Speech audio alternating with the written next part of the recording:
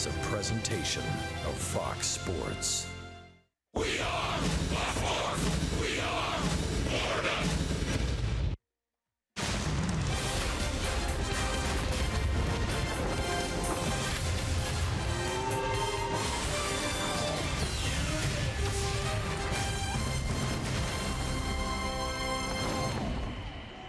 Hard day's night. That's what it feels like after last night. Clouds and rain today all around South Florida. The Giants and the Marlins will play game 2.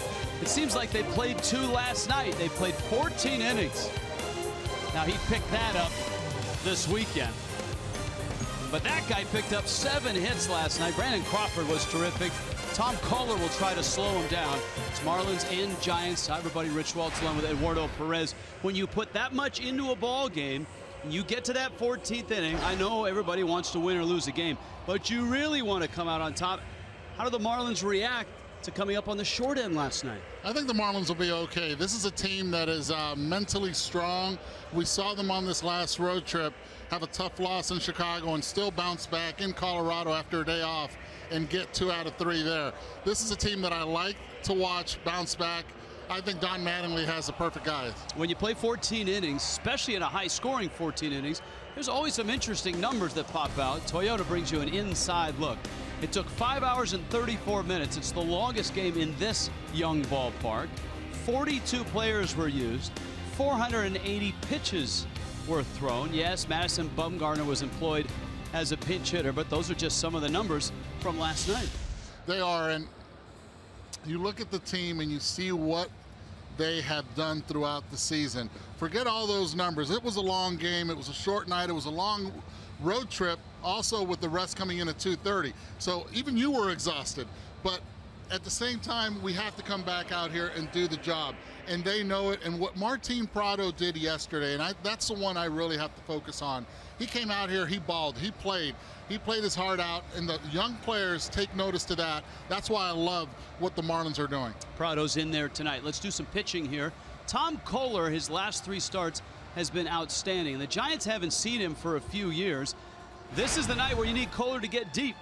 Really deep, and he has to keep going on what he has been doing as of his last 3 starts. Has to go deep into the game, has to be aggressive and throw strikes early on. If he can command that breaking ball, oh my, oh my. Giants were aggressive in getting Matt Moore. Marlins saw him and knocked him around this year as a Ray. They have, and in his last start, he's had to at least use that changeup a lot more than in the past. Against the Marlins, that's a pitch you have to watch. Only 2 lefties in the lineup. The rest are right-handed hitters. The Marlins have to be aggressive and have to make sure that Matt is able to not only pitch up, but pitch down in the zone. So there you go. Hey, it's Twitter Tuesday, kids. Emails and tweets. Hashtag Ichiro3000 as we get going. Marlins and Giants.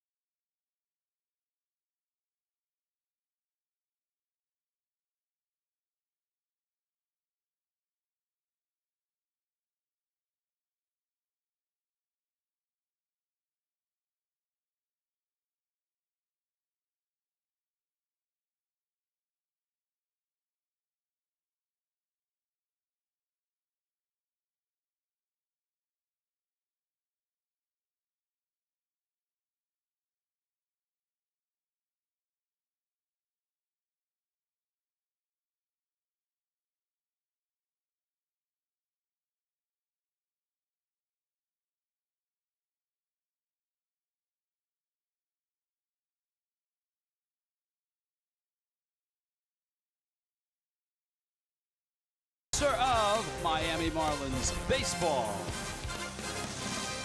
Giants, Marlins, Tom Kohler, Matt Moore, and Jessica Blaylock. In that order. Hi, Jess. Hey, Rich. We're only 2 days removed from Ichiro reaching 3,000 hits. He's only the 30th player in the history of the game to have ever accomplished that feat. He is also the subject of tonight's Twitter and Email Tuesday, driven by Ford. How fitting was it that Ichiro's 3,000th hit was a triple? What did you take away from his press conference? Tell us what you think. Send your tweets to @FoxMarlins. Those emails can go to foxmarlins@gmail.com. And be sure to use tonight's special hashtag Ichiro3000. There are a lot of cool tweets that have come out about Ichiro since he reached his 3,000th hit, but this has to be one of the coolest. This came from the Baseball Hall of Fame Twitter account. Take a look at that. The crew has a message for you, Ichiro. Welcome to the 3,000 hit club. And a lot of familiar faces in that picture, including guys like Wade Boggs and Rod Carew. When we return, it is first pitch between the Marlins and the Giants. Last night's game went to 14 innings. It was San Francisco who walked away with the win. Tonight, the Marlins will look to bounce back. They'll have Tom Kohler on the mound, a sub-1 ERA in his last 3 starts combined.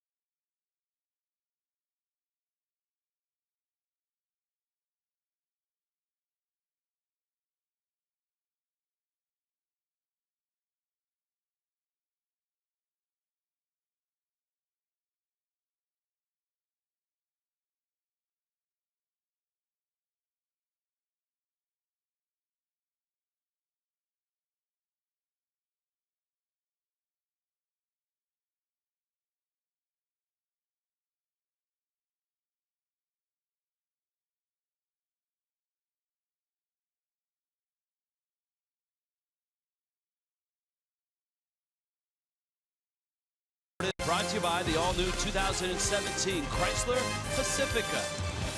By Southwest, transparency, low fares, nothing to hide. And by your local Toyota dealers. Let's go places. What a cool sunset that is. Inside Marlins Park, Tom Kohler getting loose as the Fish and the Giants collide on an Email and Twitter Tuesday after a long night last night. Yeah, of course we show that guy swinging it. Giants lineup brought to you by UHealth Sports Medicine. Guys, there are 9 guys in the lineup, but let's focus on the cleanup hitter, Brandon Crawford. 7 hits yesterday, double, triple. Oh, wow, he didn't hit a home run, but he's in the cleanup spot. He's the money guy right in the middle. Joe Panik at second base. Matt Moore will be doing the pitching, hitting 9th. The rest of the guys, they'll try to get on for Brandon Crawford. And Tom Kohler tries to continue the run that he's on. These are his season numbers. You see the ERA has melted down right around 4 and an 8-8 record. And the ERA is down because Kohler has been brilliant his last 3 starts. 2-0, a 0.90 ERA. That's just 2 earned runs in those 3 starts. Low walk numbers, good strikeout numbers. Miami defensively in this one. Southwest brings you Christian Yelich, Marcelo Zuna, Giancarlo Stanton in the outfield. Martin Prado, Miguel Rojas, the start at short. D. Gord at second. Chris Johnson against the lefty Moores at first base. And Jeff Mathis, neither catcher from last night. They both went just about the distance. Neither catcher are starting. Buster Posey and JT Realmuto, for now, have the night off. Denard Span's in the box. Angel Pagan and Brandon Belt are lined up behind him. Laz Diaz says play ball, and Tom Kohler delivers. This game is underway. Span 3 hits last night. Box scores are fun to look at when you try to reconstruct what happened in the game, especially a 14-inning game with a lot of runs. There were 15 runs. So some guys have big nights. Some guys did not. Span was in the middle of just about everything. Had 3 hits, a walk, a stolen base, 3 runs scored.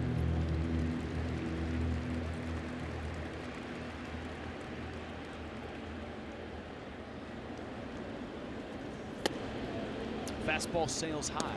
1-2. You say box scores have a lot to do with it. You look from the 5-hole hitter all the way down on both sides of the lineup, both teams, San Francisco and Miami. None of those guys scored. It was all done at the top of the order. And for the Marlins, obviously, it was all done in the first 9 innings, first 8 innings. And that's one of the things Don Mattingly said last night in his press conference, was the frustration of not being able to not only just score, but also get hits and get base runners in extra innings against the Giants bullpen. 1-2.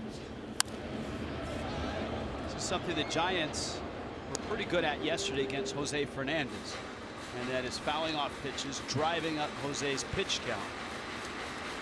Hey, good to see Bruce Bochy back in the Giants dugout. Jose was at 104 pitches, and he ended up going 6 innings. Bochy spent the night in the hospital last night. Here's a 1-2.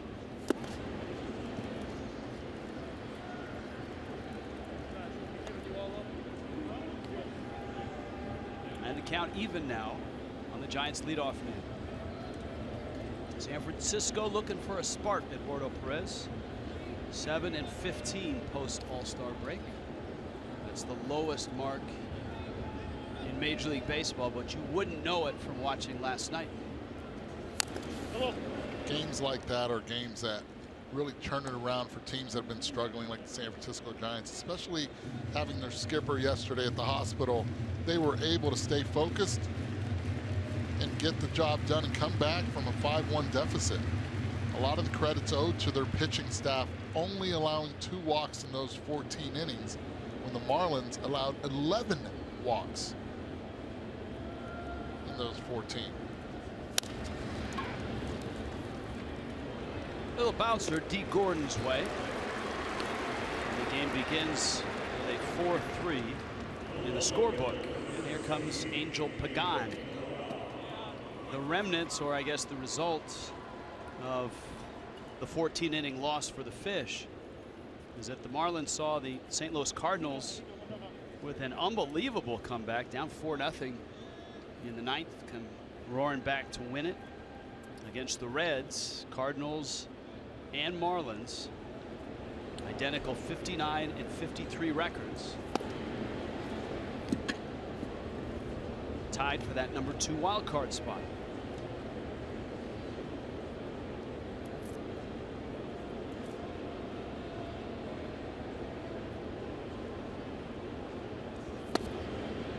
Pagan takes down low.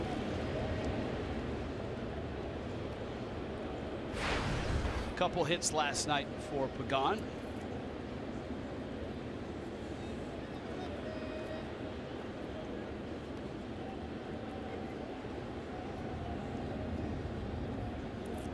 Stormy day in downtown Miami, and tonight there's some wind and Chance of rain.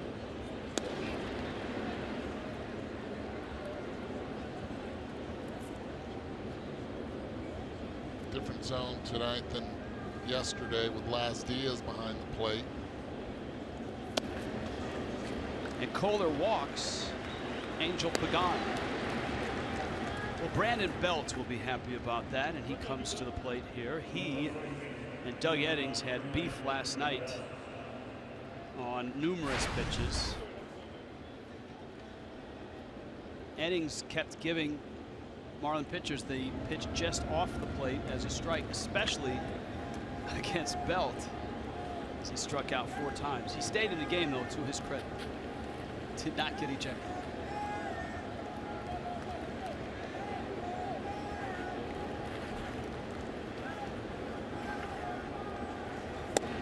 And that's a strike.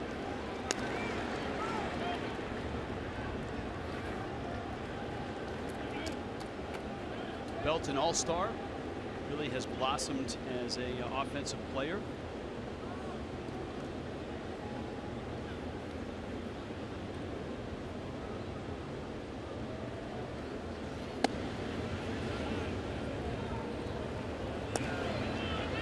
Ball and a strike. There's a look downtown. It's a lightning flashing and very, very dark. Big system right over us.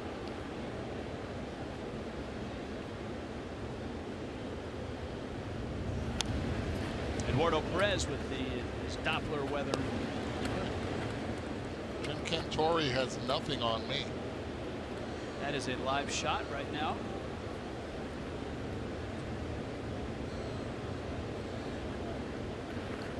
It's a beautiful thing with the roof and air conditioning.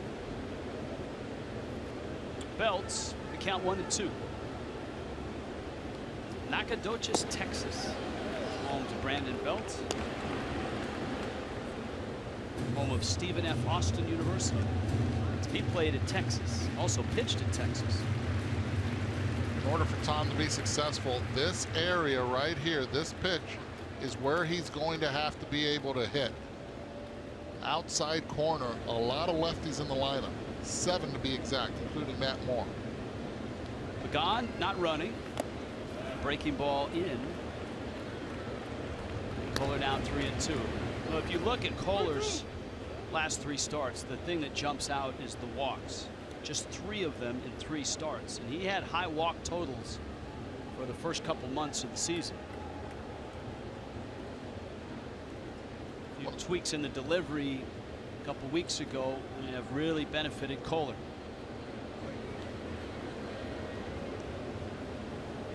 Pagan runs, Belt swings. As thunder rolls. That's right. One of the big moves. Oh yeah. Do not fix your TV set. It's just lightning. It's amazing how dark that is right now. Looking east to downtown Miami. Let's see if Pagan's running again. Kohler 3-2. He's not going. And he walks Belt. And up comes the guy that tormented the Marlins last night with 7 base hits, Brandon Crawford. And this is not the start that Juan Nieves and Don Mattingly wanted right now. You have a hot hitter, Brandon Crawford at the plate, but most importantly, 19 pitches with 1 out in the top of the first inning. Trying to keep that pitch count down, not the way you want to start the game. Now, we visited with Rennie Stennett earlier this year here at Marlins Park, I believe. And Crawford is the first guy since Stennett 41 years ago to get 7 hits in a game. And the only cheap one of the night was the little dribbler he hit at Gordon. He swung, yeah. Yes, he did. I need him. I'm going to have it here. That opened the game. Coors Light cold hard fact. The rarities of a 7-hit game, only 5 in baseball history. Look at the cycles, look at the perfect games.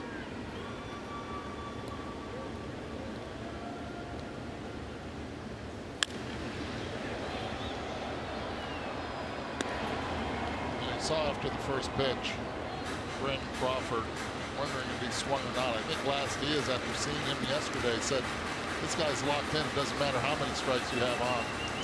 23 perfect games. Of course, we all know 33,000 hits. It's amazing how cycles and no-hitters are so close. 7 hit games, 5.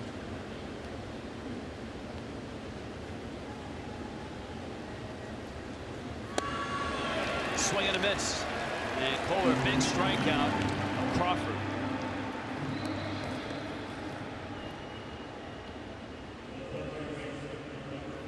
So a big out to get.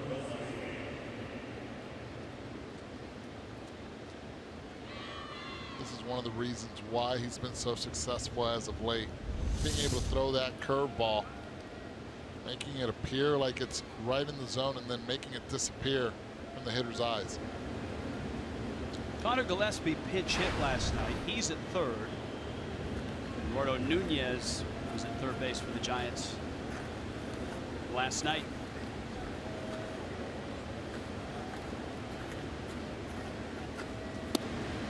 Guy that used to be at third is now a Tampa Bay Ray, Matt Duffy, and he was the principal in the trade for tonight's starting pitcher, Matt Moore.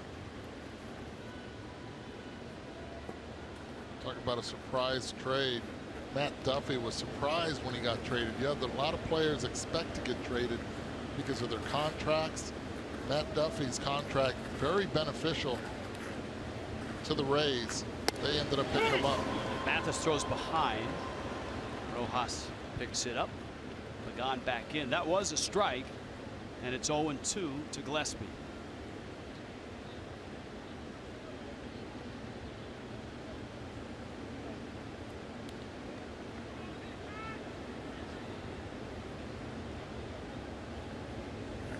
Kind of a slow start after last night with Marlins and the Giants. Fish had that big 4th and 5th inning. Giants had the big 7th and added on in the 8th.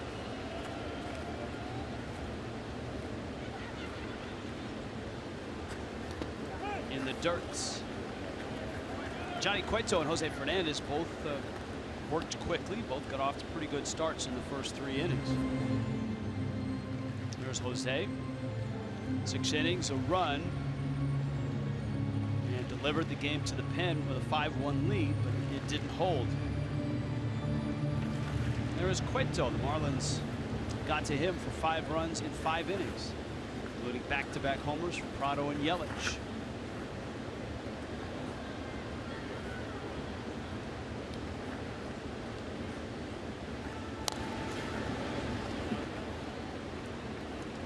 Gillespie fouls it off. Gillespie, very similar to a Justin Bourt, does not wear batting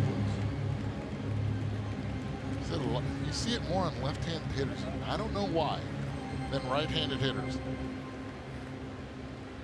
The more I observe the game, just one of those little tidbits, nothing to be explained and why, but I see it a lot on left-handed hitters.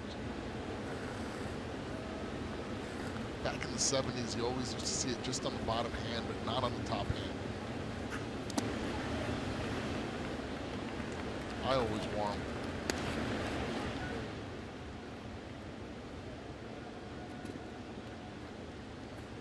Two balls, 2 strikes.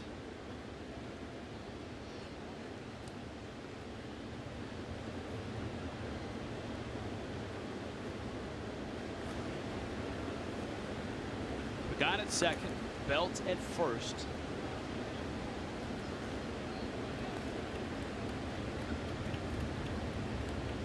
Kohler has already expended 27 pitches. 2-2. And a bouncer to first. Johnson backhands. Nice flip. Kohler's there. And the Marlins are out of it. Giants lead 2. Game's underway. It's absolutely pouring in downtown Miami. Run, Forrest, run.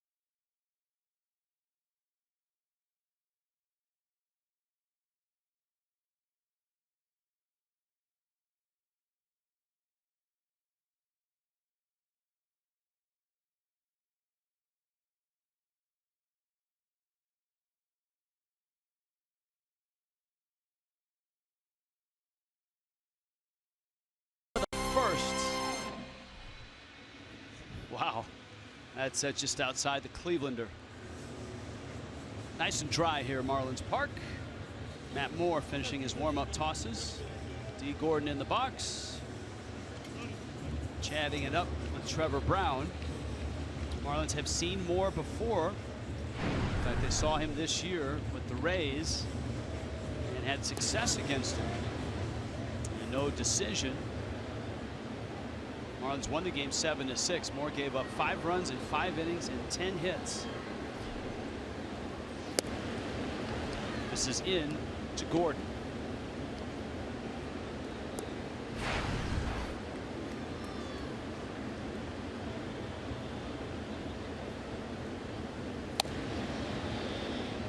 Takes outside. Gordon 3 for 7 in yesterday's ball game.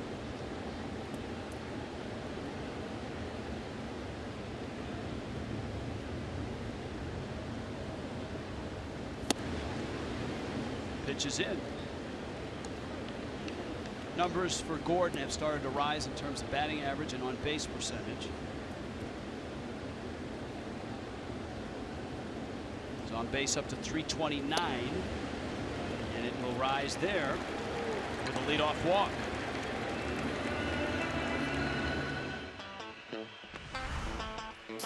Miami's lineup brought to you by UHealth Sports Medicine. Well, with Matt Moore on the mound, you see a lot of right-handed hitters.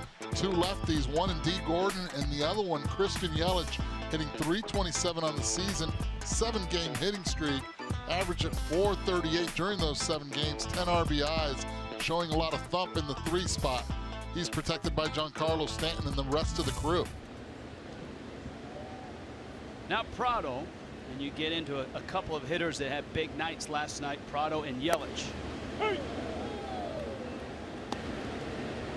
And their numbers pretty similar to each other. Prado, double homer, scored 3 runs, knocked in 2. Yelich, double homer, knocked in 4. Well, he has to have a better move than that one. That's just a easy throw over to first base. Lou Brock always said that it's easier to steal off left-handed pitchers than righties because he could pick up a lot of other little things. If it's the tip of the toe, the knee buckling, something. Prado just keeps on hitting, a liner to left. Now he's playing with that sore left foot. He's kind of gone away from the scissor kick, go to right swing. And this is what happens when you don't have that scissor kick. Because of the toe, you end up pulling a lot more baseballs. We saw what happened yesterday, running the bases, hitting for power. Martin Prado, Jeff Conine said it best, true gamer, showing energy.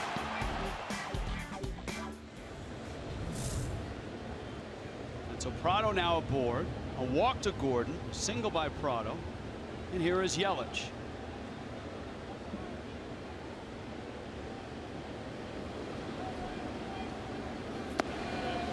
Christian can't check his swing, and it's strike 1.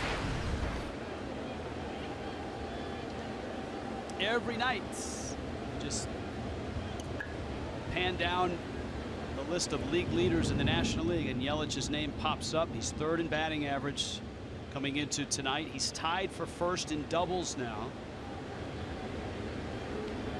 He is 4th in on base. Hey.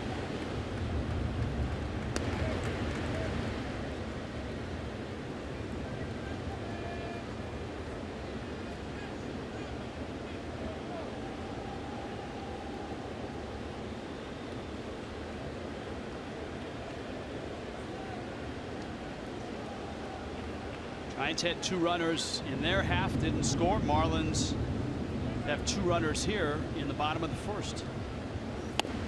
Hey. It's a called strike. And down goes Yelich. You don't see that very often. Giants defensively. Yeah, that guy's really good. Southwest brings it to you. Pagan, Span, and Pence. Gillespie, Belt on the corners. Panic and Crawford up the middle. And Trevor Brown behind home plate. No Buster Posey, no Eduardo Nunez in there tonight for Bruce Bochy. And here is Stanton.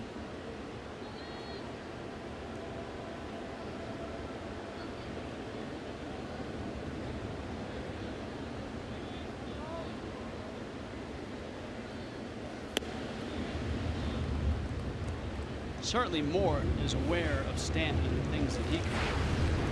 He may be more aware of Marcell Ozuna on deck, because Ozuna is 5 for 6 with a home run against Moore. Stanton 3 for 8 has not homered against him.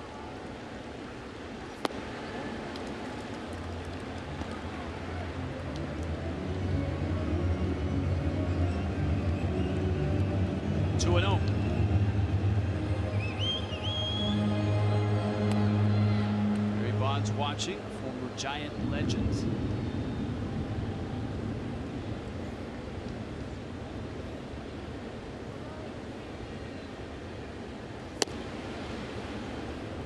Now 3-0.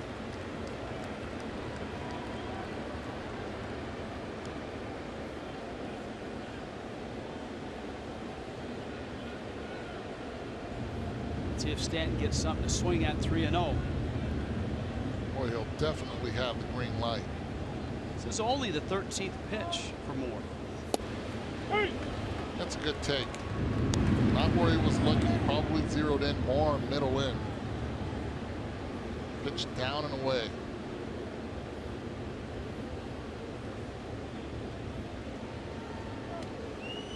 Three and one. Gordon increases his lead at second. Moore taking a long time.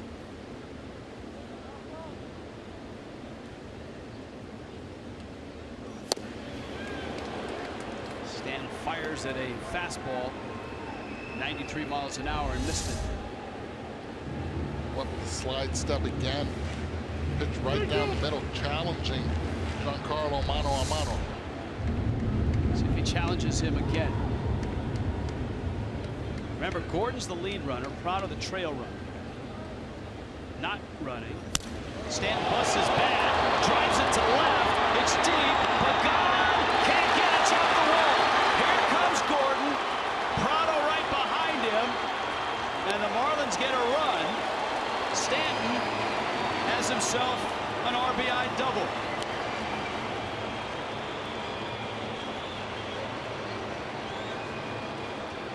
When your bat breaks in half and the ball goes to the wall, you have to be a strong man. He has no idea where the ball went when he hit it. Watch his reaction. When you hit this, you have no idea. You have no feeling off the bat head, as the bat head ends up past third base.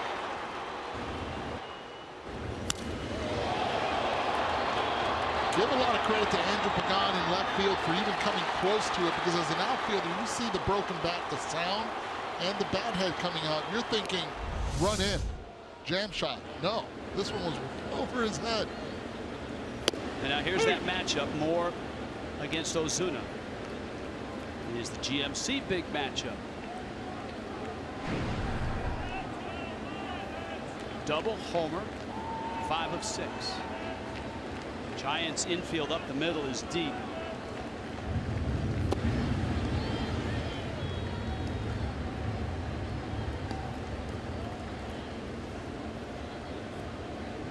Ball and a strike. We'll get to emails and tweets. I don't think we'll have 5.5 hours to do it, which was the time of game last night. We'll get there.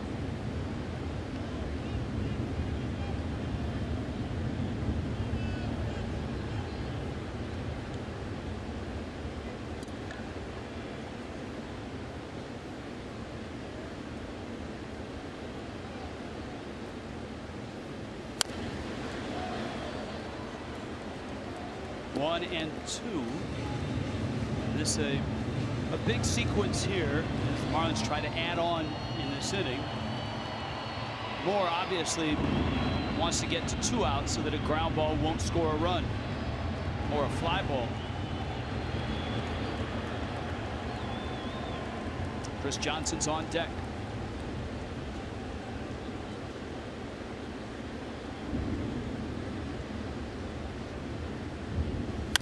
Ozuna, a bouncer out to short, and Crawford. That does the trick for Miami. Prado will score, and Stanton moves to third. Nice job by Ozuna. His 59th RBI of the season.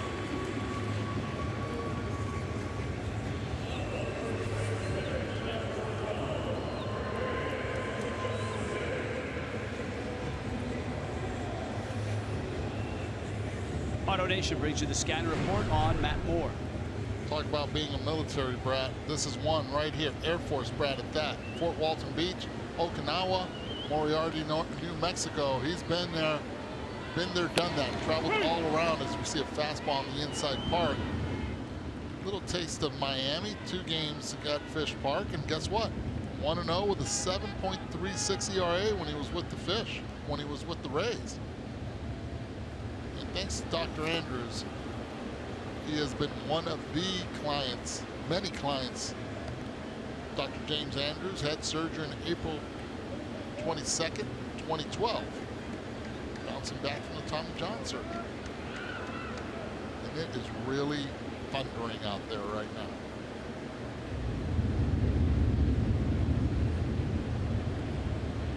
Downtown Miami is in the eye of a storm. 0-2. You hear it more in Matt Moore's old home ballpark, Trop at St. Pete. The lightning and the thunder. Capital of the world. Yes, and 4 or 5 o'clock almost every night.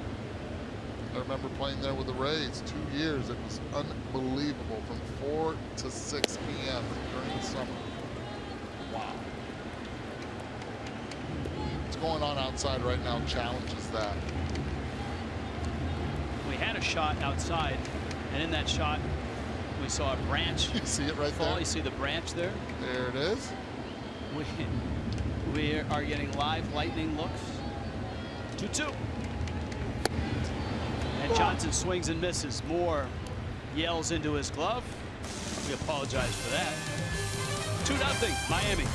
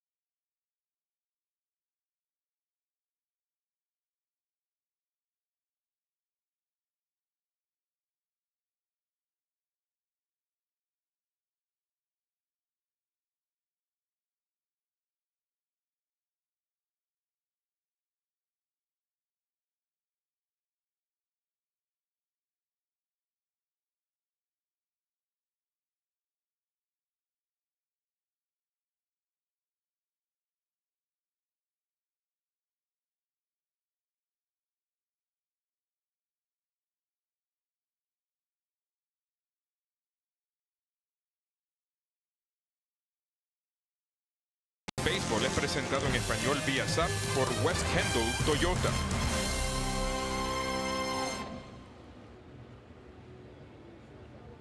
Of a storm in Miami, Marlins Park. That's a live shot outside.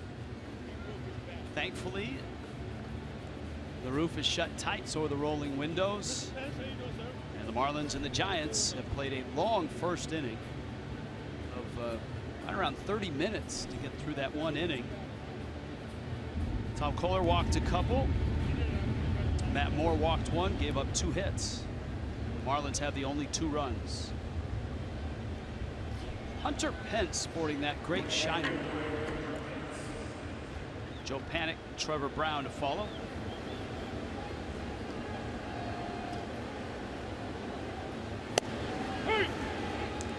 And a strike. All right, I'm going to throw out the first email or tweet of the night. This is from Hank in Boca. Now that Ichiro has reached 3,000, who's the next player to hit that number? Right now, who has the most hits? Would it be Adrian Beltre?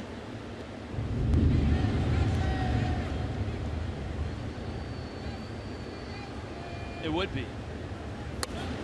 Hence, that ball was nearly on the ground. Prado picks it up, fires to first in time. That breaking ball from Kohler, very effective tonight. Adrian Beltre, 2008-80. Watch this. And Tom Kohler, one of 2 right-handed hitters in the lineup. Hunter Pence has been aggressive in and out of the zone all night yesterday and again today. Who's after Beltre, though? Albert Pujols, 2774. So Beltre certainly, you envision doing it. I see both Beltre. I see Pujols in doing it as competitive as he is. I don't see the guy that's third on the list right now, and that's Carlos Beltran, 2570. Never know. As a DH, he's real. There aren't many successful DHs right now, and I could see him playing another couple of years in the DH spot. You're looking at 150 to 160 hits per season. He'll come close to it. Okay, Miguel Cabrera, 2,460. Yes, that's a machine. In 3 days, Ichiro is at the top of that list when Alex Rodriguez retires. Has he announced his retirement? That's the key. Has he announced the retirement? Here's the 2-1. That one is fouled back. Now you have a look on your face like you're suggesting that maybe Alex Rodriguez is not done with playing. He's been released. He hasn't retired. And in this game of baseball, we've seen a lot of things. You just never know.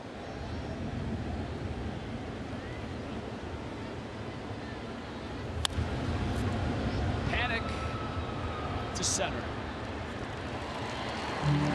Ozuna makes the catch, and there are 2 outs. Trevor Brown coming up, and so are the new Marlin Digital Flex Passes. You get 20 digital tickets, just $1.99. That's $10 a game. You pick the games you want to attend. Go to marlins.com for a digital Flex Pass. Trevor Brown stands in. Brown pinch hit in last night's game.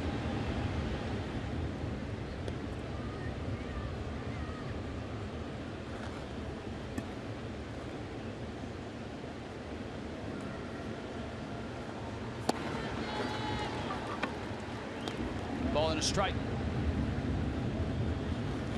Arios wants to know Marlins' new 8th and 9th inning situation without Ramos.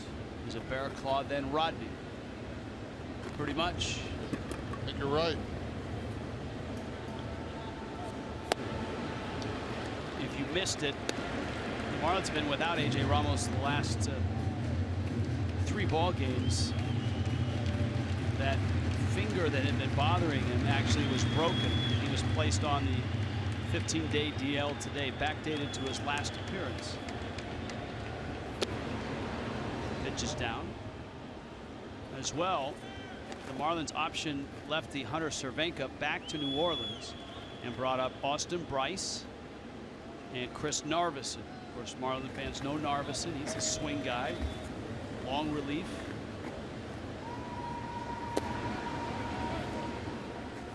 Bryce spent much of the season at Double-A Jacksonville, made 13 starts there, and when Bryce gets in, it will be his major league debut.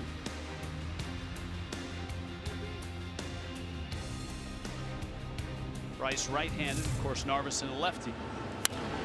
Breaking ball, Prado has it.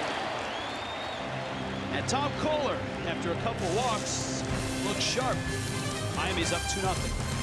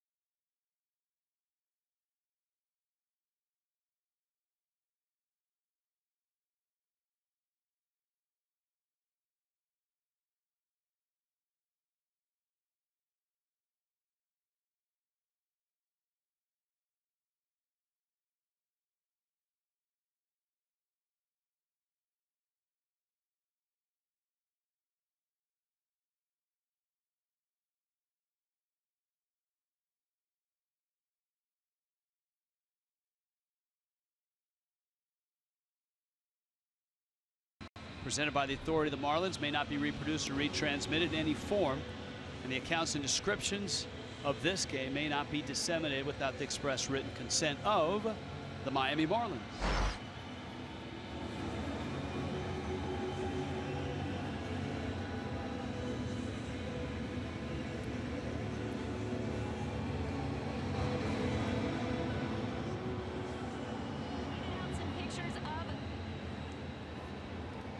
Jeff Mathis, Matt Moore, Miguel Rojas, Tom Kohler to follow.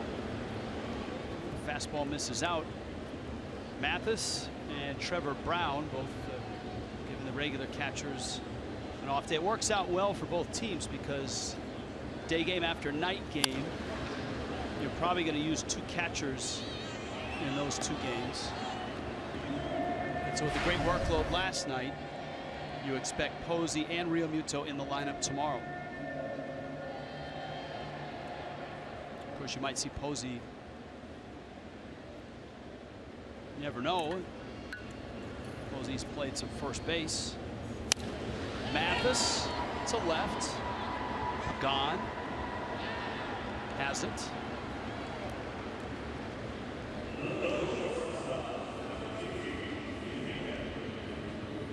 Ray wants to know, has anyone ever hit a broken bat home run? That was off of the Stanton double with the snapped bat. Now, shaking your head, yes. I would guess that the man standing in Miami's dugout has done it, Barry Bonds. Yeah, and there have been a few. I remember Mark McGwire did it also when I was with the Cardinals. Definitely in awe. But I think it's happened more than what people think. But to see a bat head fly out like that towards third base, different story. You usually still see the bat connected in one way or another. I think Matt Stairs did it also. I will ask him when we're in Philadelphia.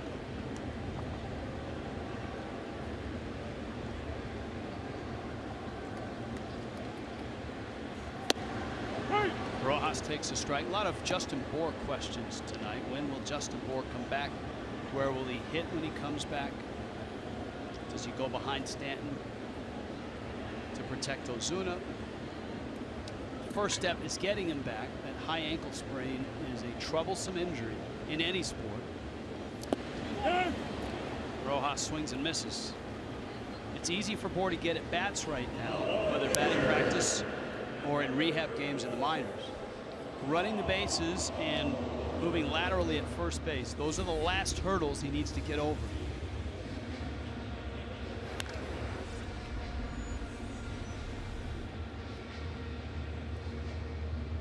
Going to the situation right now with Matt Moore, he already has 3 strikeouts. He's pitching a lot off his curveball. Throws that fastball aggressively in the zone against Kohler right now. But he'll throw that curveball late in counts. Hal McRae, one of my hitting coaches when I was with the Reds, told me, he said, you know what? Don't swing at the curveball. If you recognize it, take it, especially against left-handed pitchers. Because later in counts, lefties do not throw that pitch for a strike. They only throw it to show you and to get you to chase. So whenever you see that dot take, and most often than not, that pitch will be a ball.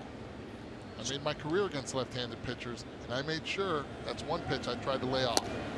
So what he was saying, to translate, was the lefty's not going to throw the curveball for strike 3. For strike 3 or even strike 2.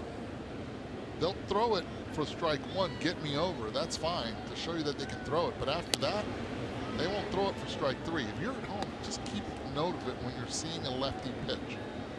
Or if you're facing a lefty and you're at home tonight. Right. See you working.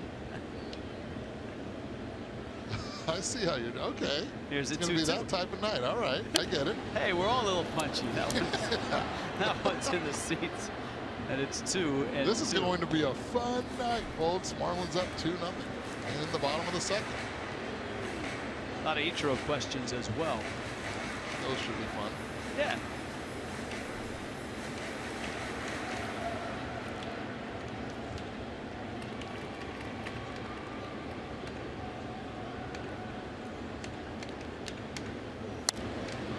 Bill from the Gardens has this.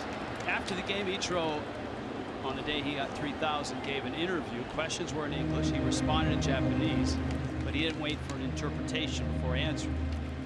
He understands English but only speaks Japanese, question mark. No, he speaks English, and one of the things Ichiro is a perfectionist. He does not want to, which is in, use a word that doesn't exist in both languages and have it misinterpreted or misrepresented. He likes to be very precise, very exact.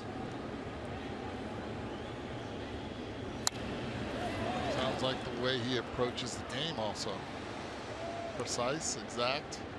There are some words in Japanese that don't translate directly to English. Some English words that don't translate directly to Japanese. And so there can be a gray area there. Ichiro lets his interpreter interpret and speak for him.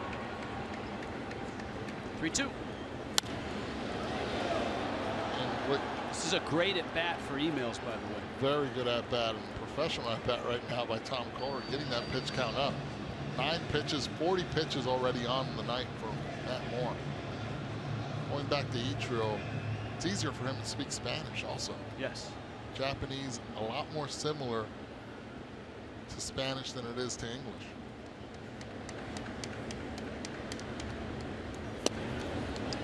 It's out. Moore kind of looks in sideways at Laz Diaz. What an at bat by Tom Kohler. That's what, a quarter of the pitch count. And you know what? Matt Moore has a beef. Kohler would want that if he were on the mound. That pitch sitting on the outside part of the plate. But look where Laz Diaz is. He's on the inside part, right-handed, and not hitting location is what really made the call easy, or even, let's say, more difficult for Laz Diaz. Trevor Brown set up inside, catches across.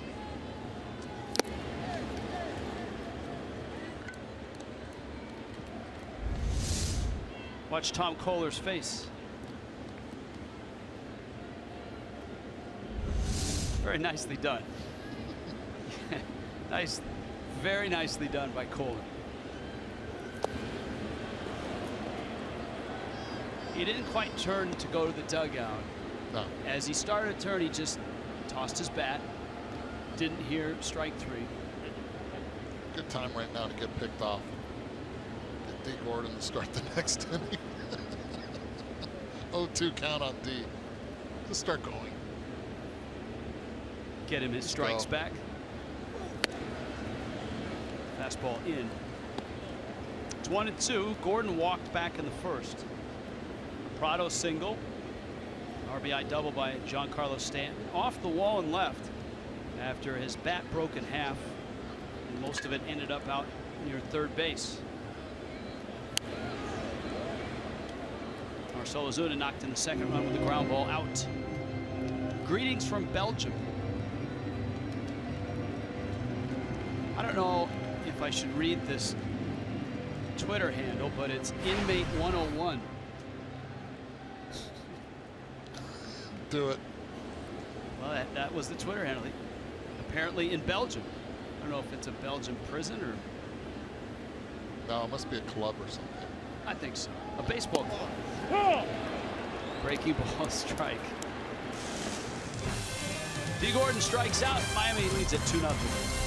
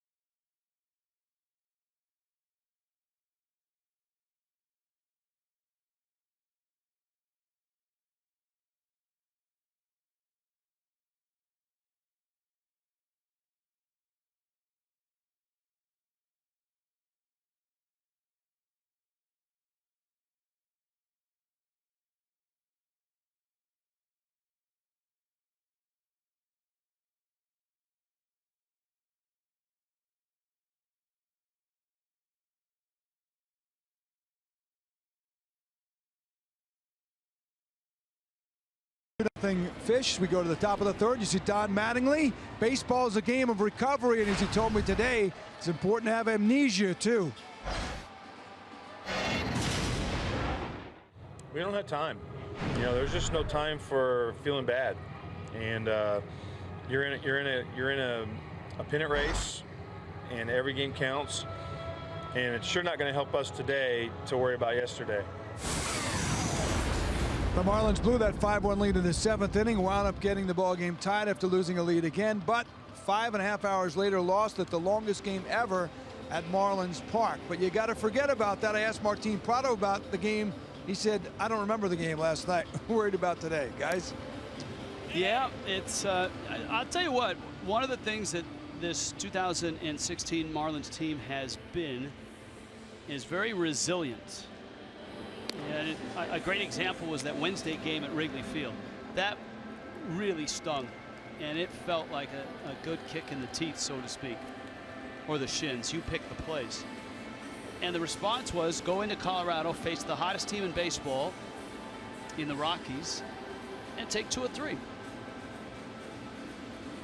Now, that wasn't easy. The Marlins had that Friday back and forth with a comeback win.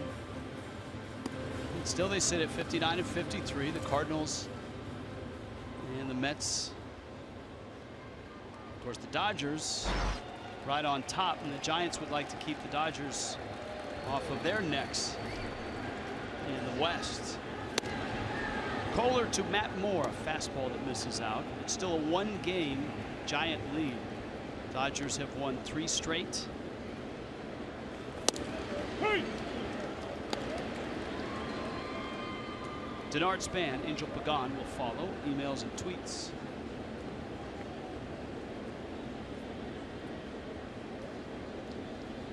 Mitchell wants to know, is there room on the roster for Tim Tebow?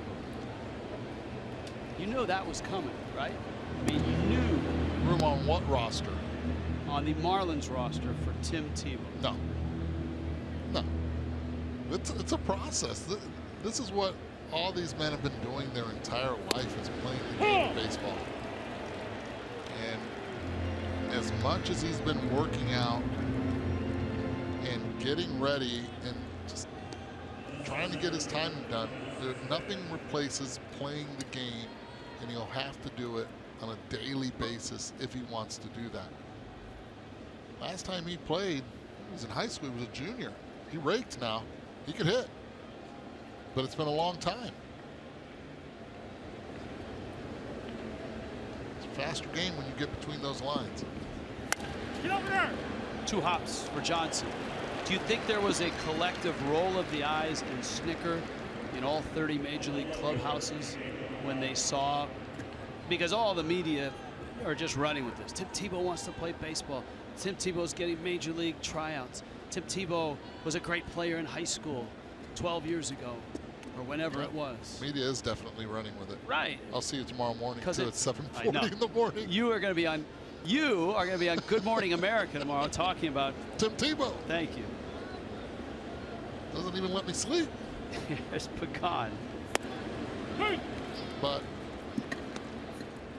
it's not that easy of a sport. It's a grind. It's a mental grind. It's a physical grind. It's a different grind. I played with Bo Jackson with the Angels. I played with Deion Sanders in Cincinnati. And they'll tell you this game is just a mental, it's different. It's not played once a week. It's every day. And we just saw yesterday 14 innings and you're back out there again. Well, the other thing is this. Look, it's a skill game, a highly skilled game. You can be the greatest athlete in the world and say, I'm going to play baseball, and it doesn't work. And you can hit in the cage all you want. There'll come a time when a fastball up and in comes in, and we'll see how you react. It's going to fall between Yelich and Ozuna. And Angel Pagan has a base hit.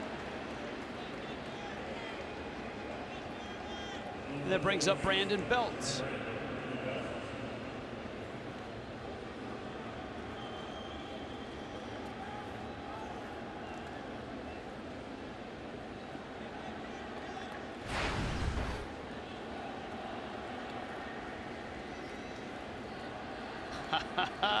Inmate 101. I'm not an inmate, you guys. I'm working as a security guard in Belgium, watching the game via stream. It's just his Twitter handle. Thanks for the clarification and welcome aboard. Strike to Brandon Belt.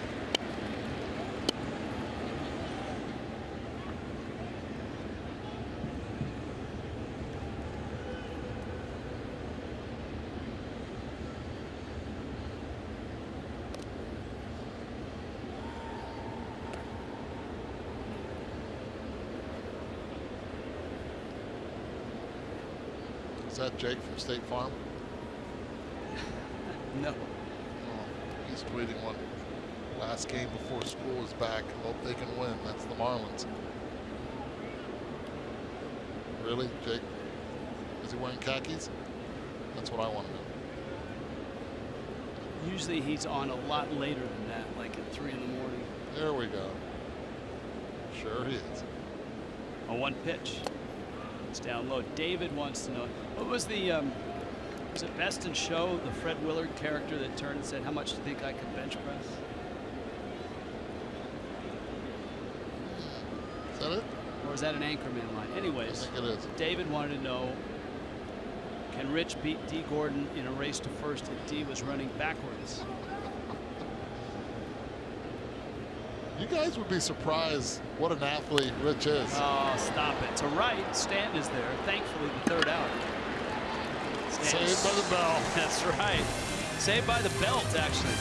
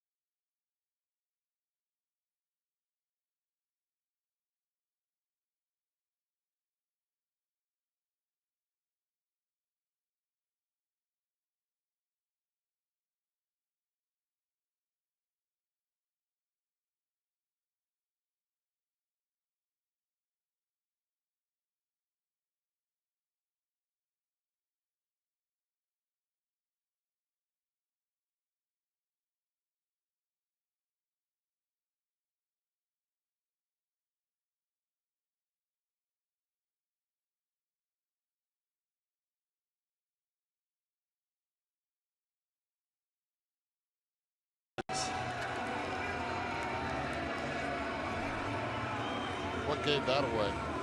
Just a hunch. Fireworks Friday. White Sox are here.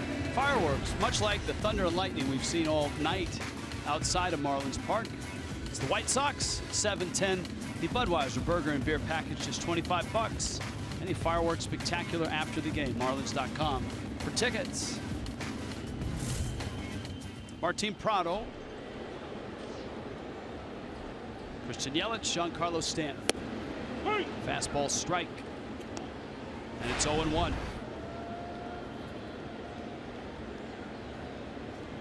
Prado a single to left.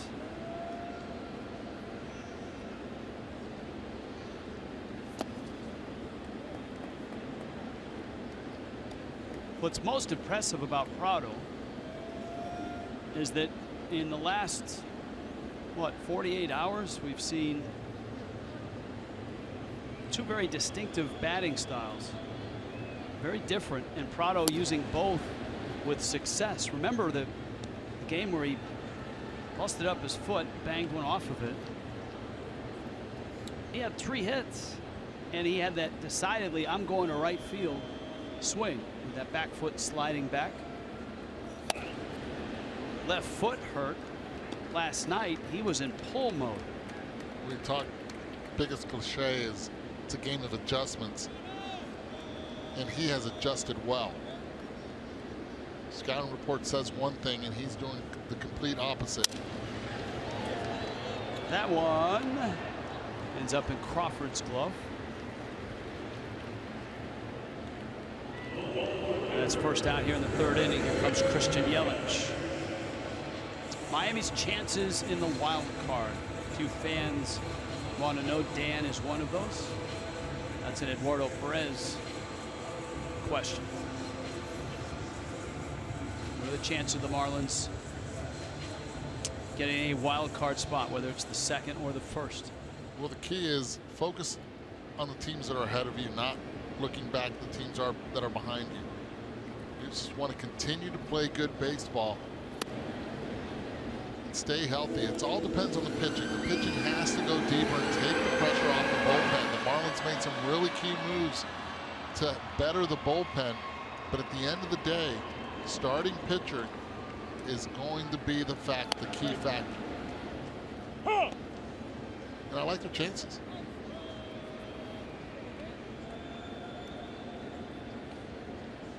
AJ Ramos on the disabled list, trying to let that broken finger heal. Yelich trying to take that one out. It's a good pitch, 85-mile-per-hour changeup. Good arm action on that, and you see him shaking his head right there saying, okay, you're going to throw that pitch too, lefty on left. You don't see a lot of lefties doing that. Tom Glavine was one of the first to really define that pitch against lefties. The fear was always that the pitch would run into the power of the left-handed hitter down and in.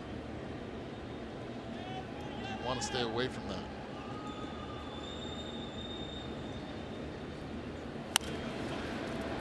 Yelich pulls a ground ball to Panic. Roger has this for you. Eduardo, being a former major league player, hitting coach, bench coach, when facing pitchers who throw a lot of breaking balls, especially changeups, would it benefit batters to move up a little in the batter's box? I know he was going there. It does, but it depends on the hitter. Some hitters do not like to adjust where they stand, and they're afraid of not knowing the zone as well. I think it comes down to timing. You have to be able to time and slow down your body. Hitters at this level have the ability to do so.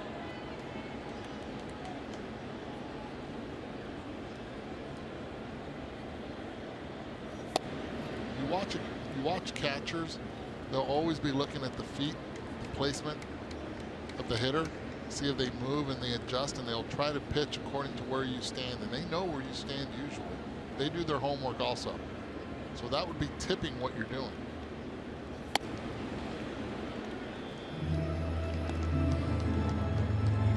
A term that's normally reserved for pitchers. Right.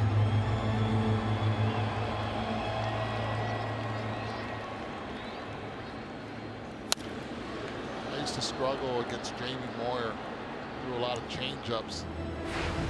And right when he started his windup, I just took a step forward towards him, and I ended up hitting a home run. And I was like, why didn't I not do that before?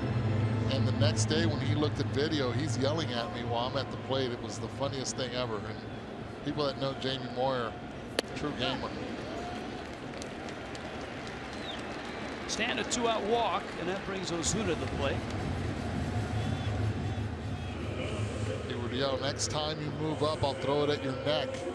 I stepped out and said, really? You throw 82 miles per hour, how much would that hurt?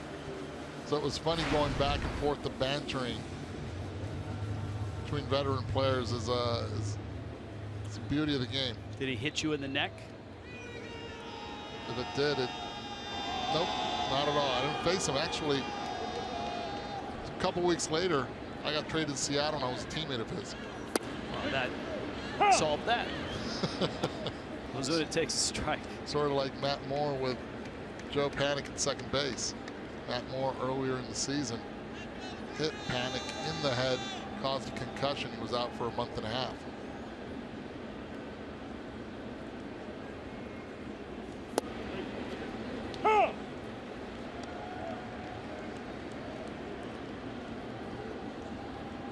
Oh, 0-2. Ozuna, great numbers against Moore. 5 for 7. An 0 for here, but he drove in a run with a sharp ground ball out. Pops this one into shallow center. There is Panik and Crawford. And Crawford, if he can see it and he can get it, everybody just gets out of the way. It's 2-0 Miami.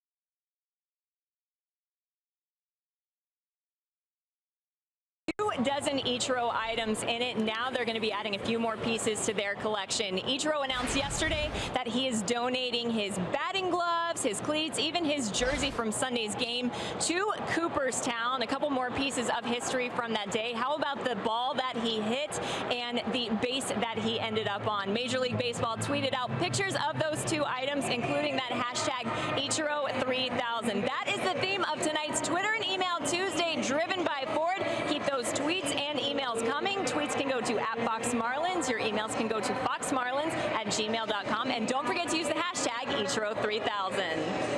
Thank you, Jess. Brandon Crawford. 7 hits, closer to 3,000 after last night. First in 41 years to do it in the big leagues. He struck out in the first. And Kohler gets a strike. It's 1-1. Tom Kohler has allowed just the Angel Pagan single, and that's it. Silvio says, watching from Italy tonight, thanks to MLB MLB.tv. See, somebody listens to our when we read those. Silvio does. MLB.tv. Good boy, Silvio.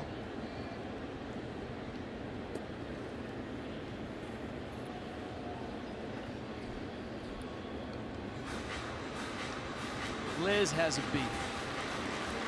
Now, you've managed in winter ball. You're a bench coach and a hitting coach. She has a manager's question. Let's do it. Want to know, why do managers take out pitchers that have been dominating the players, pitching a great game, to put in a reliever that messes up the game? Back in the days, pitchers pitched all 9 innings. I get it if you're pitching a bad game, but if you're winning and dominating, why take them out of the game? I want to understand this. All yours. The floor is yours.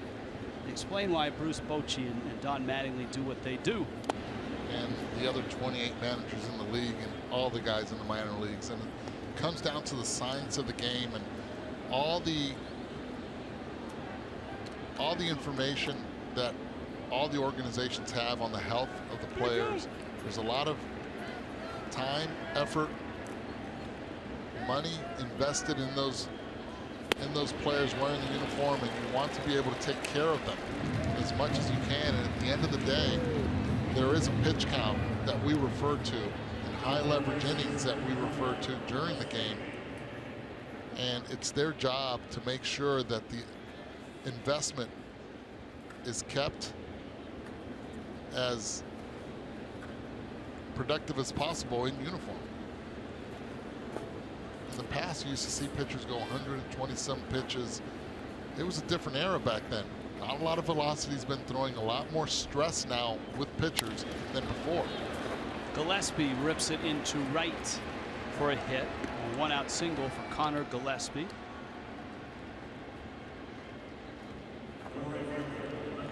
And I think Liz is probably thinking about last night and Jose Fernandez. Right. Threw 106 pitches.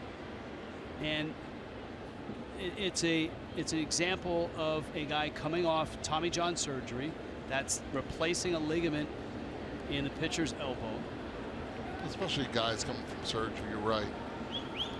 But you just have to look also in the past during the game, the story of the game. And the story of the game with Jose Fernandez was that he had 2 innings where he had a high pitch count in that raised it to that amount. And that right there is what Don Mattingly also looks at. Well, the other story too is the Marlins want to have Jose available if they get to the postseason. And so in concert with Jose's surgeon, agent, with Jose, Marlin executives, 180 innings is the target by the end of the regular season. It's about the same area the Mets were with Matt Harvey last year. It's the area that the Nationals shut down Steven Strasburg 3-4 years ago. Here's a 1-1. It's a strike. And so last night, yeah, you could let Jose throw 125 pitches, but you know what? You won't have him in September, in late September, and you won't have him in the postseason. And you know what? There aren't many pitchers at all that have come back from 2 Tommy John surgeries to be successful starting pitchers in Major League Baseball. Penta, screamer up the middle. Gordon, a wild flip. Whoa, Rojas! Wow. How about that? Just to get the out. Let's hope he's okay. Wow. Trying to look at that right shoulder. He's grabbing it. Grabbing the AC joint. He says he's okay. And here's a look. Gets right by Kohler, and D automatically flips it. Doesn't even think twice about it. Trying to get it out of the glove. Wow. And then watch. Places the tag. That's good athleticism by Miguel.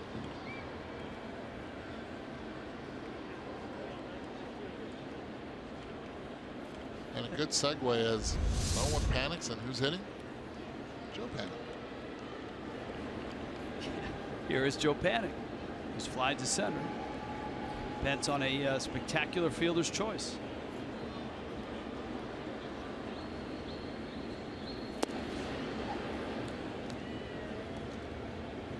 Rojas is one of those guys, if he can improve his offensive game, he could be a, I don't know if he could be a Mike Bordick type or an early version of Marco Scutaro. Not playing every day is really difficult, though, to improve your offense. He has to then go and do it if it's in winter ball, and then carry it on to spring training and get that opportunity when it presents itself. Right. He needs a place where all of a sudden something happens and he gets 400 or 500 at bats. Right. But what he does defensively is a plus. Anything he brings in offensively to his game, playing once a week, sometimes twice, is credit to him getting ready, because a lot of people don't see the work that Miguel Rojas and the rest of the guys that are on the bench put in before the gates even open.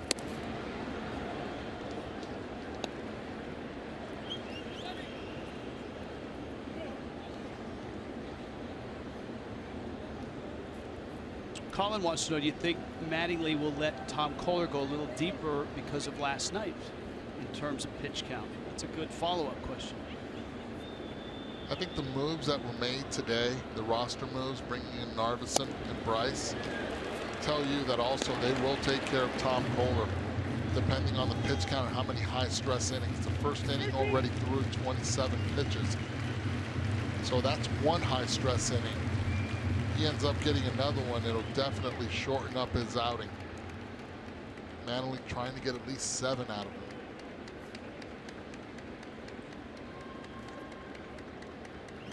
Hunter Pence at first. On the way, Pence moving. Yelich battling the lights. Got it. Boy, that's dicey stuff with the runner from first going. If Yelich mishandles that ball, that's probably a Giants run. But a skidding stop. And he caught it and saw it at the last moment.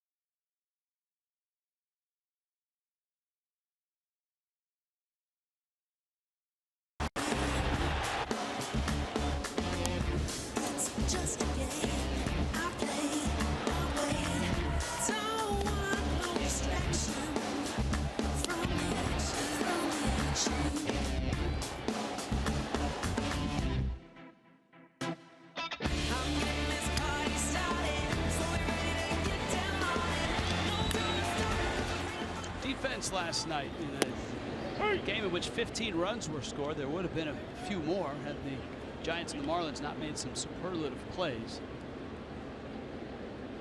Chris Johnson. Matt Moore. This is up. Now, last night we started our new game show called Know Your Umpire. Now, who's that sponsored by? We don't have a sponsor yet. How about Bascom Palmer? They should jump on. They should jump all over that. No, man, no. See, No? that's you as a hitter trying to get back at home plate umpires in a sideways way. Well, You know. why? I mean, it's all about their eyes, seeing, making the call. So you're insinuating that they don't have good eyesight now? I'm not saying that. I'm just saying you have to go for your annual checkup. That's funny.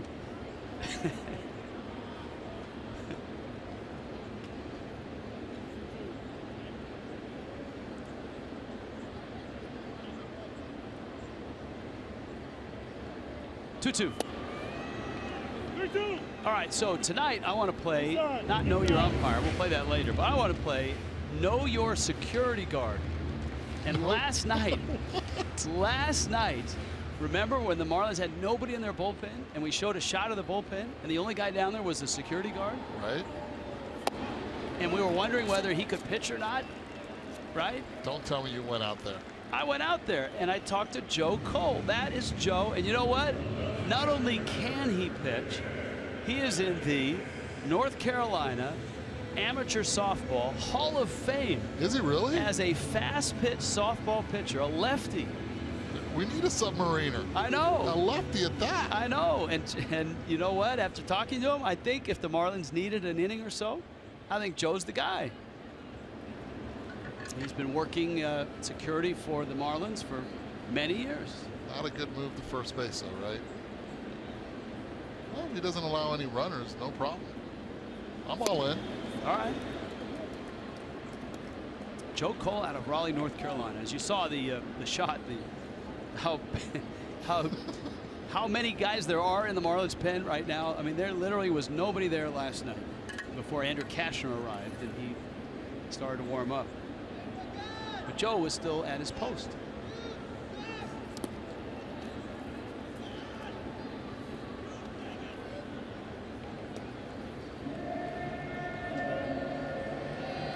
And the another thing I learned in talking to Joe, the security guards here are very savvy baseball people. They like to talk the game before the game, after the game. Every now and then they'll get a text between each other talking about strategy. That one pops out of the glove of Brown, and Johnson's going to take second. Looks like he got crossed up or something. That was not what he expected. It's up in the zone, change up.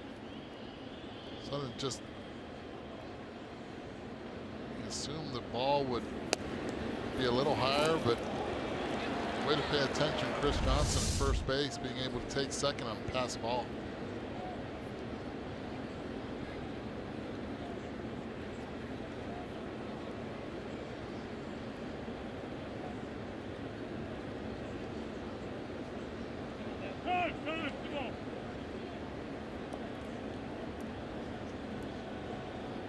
You know, the one regret I have about visiting with Joe is I forgot to ask him. He's from Raleigh, North Carolina. I should have asked him if he'd ever run into Jack McKeon in North Carolina.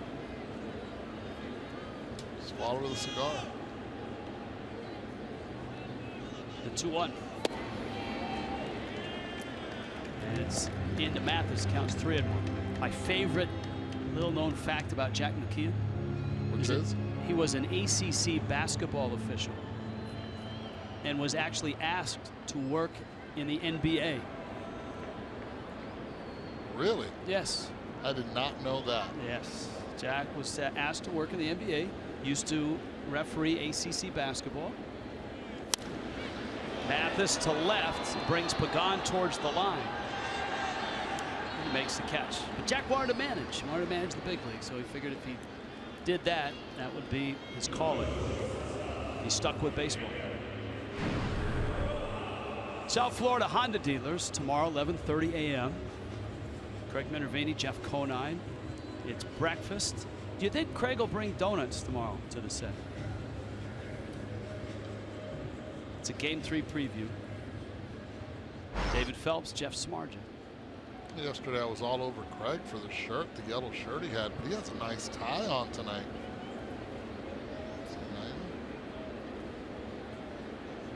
Sitting right below us.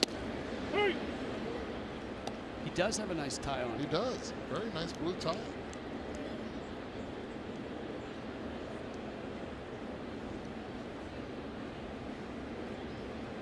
Jeff Conine looking very relaxed.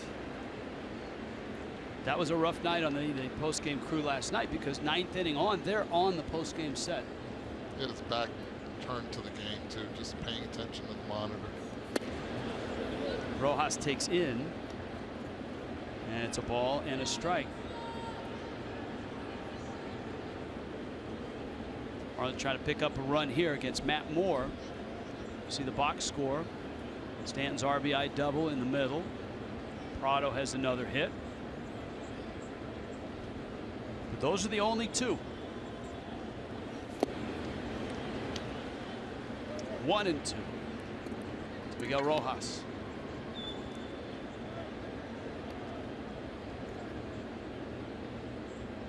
That's a good question from Mark. You guys often mention that a home plate umpire receives a DVD and a score or a grade for his game behind the plate. What is the grade that gets the umpire in trouble? Or is it an accumulation of several games?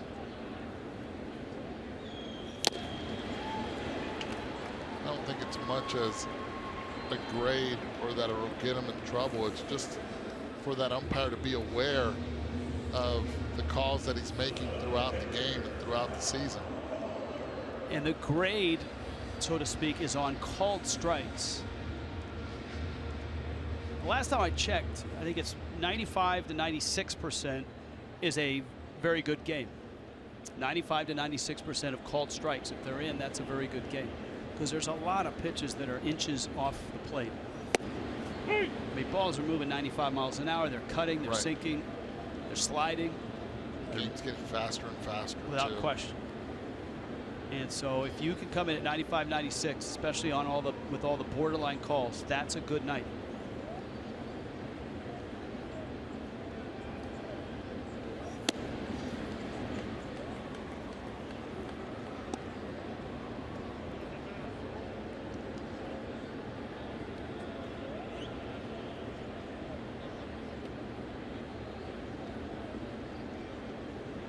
Ball and a strike. Kohler had a 10-pitch walk.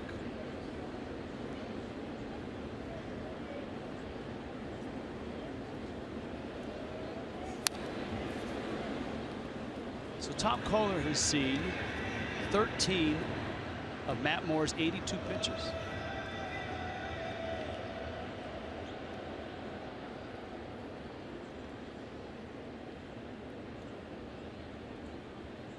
I'll tell you right now, Hunter Pence in right field is playing way too deep